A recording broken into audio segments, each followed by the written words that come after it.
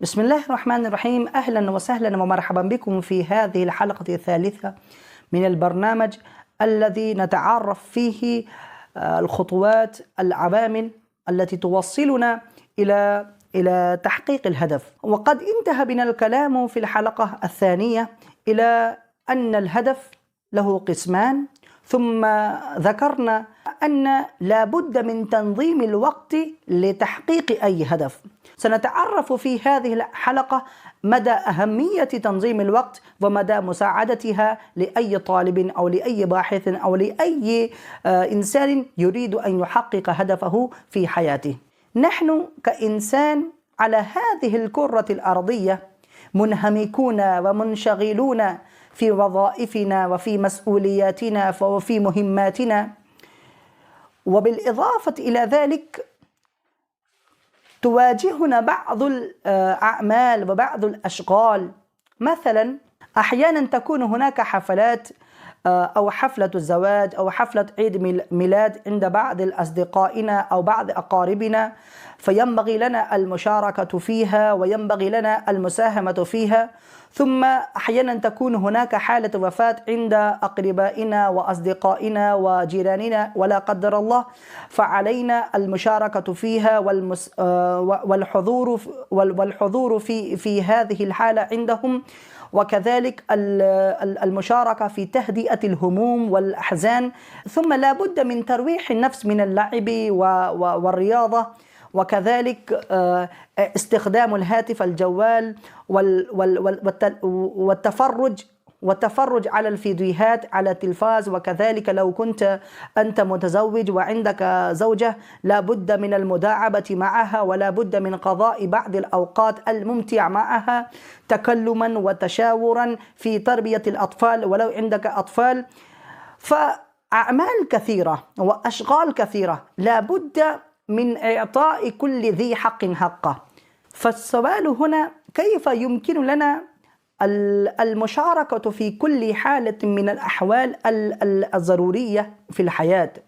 ولو كنا شاركنا في هذه الأشياء المتعددة الكثيرة قد يذوب منا الوقت كذوب الثلج ولا نشعر به ولا نحس به.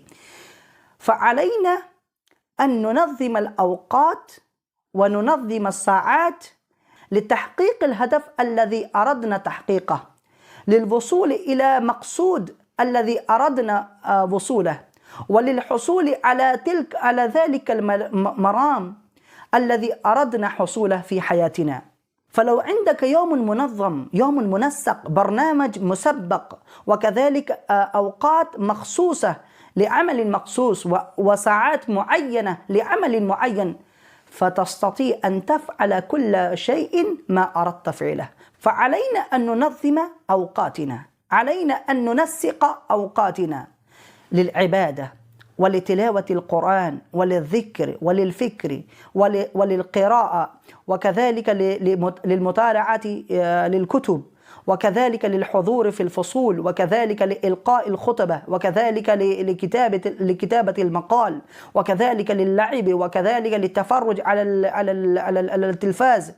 فعلينا أن ننظم أوقاتنا كي لا تضيع أوقاتنا هباء منثورا. فعلينا أن ننظم أوقاتنا لكل شيء، لكل عمل نعمله، لكل فعل نفعله، لكل مسؤولية نقوم بها. ما إذا لم ننظم لنا أوقاتنا ولم ننظم لنا أيامنا ستكون حياتنا فوضوية، ستكون حياتنا فوضوية. نعم، سنعيش بلا نظام، سنعيش بلا قانون، سنعيش بلا برنامج مسبق، فنقضي أيامنا بلا فائدة، ونقضي أيامنا بلا جدوى، ونقضي على أيامنا قتلا وظلما بدلا أن نملأها علما وعبادة. فعلينا تنظيم الوقت. فخلاصة الكلام لا بد من تنظيم الوقت، لا بد من تكوين البرنامج، لا بد أن ننظم لكل دقائقنا، لكل ساعاتنا، لكل أيامنا عمل معين، عمل مخصوص. فإذا فعلنا ذلك حققنا هدفنا ووصلنا إلى مقصودنا وحصلنا على مرامنا وحققنا غاياتنا، فإذا لم ننظم أوقاتنا ستضيع حياتنا، تضيع أوقاتنا بلا فائدة وبلا جدوى. فأهم عامل من العوامل التي توصل الطالب أو الإنسان أو الراغب إلى هدفه فهو تنظيم الوقت. فأعوذ بالله من تضييع الأوقات، إن فيها حسرات ونكبات ونكدات. والسلام عليكم ورحمة الله وبركاته.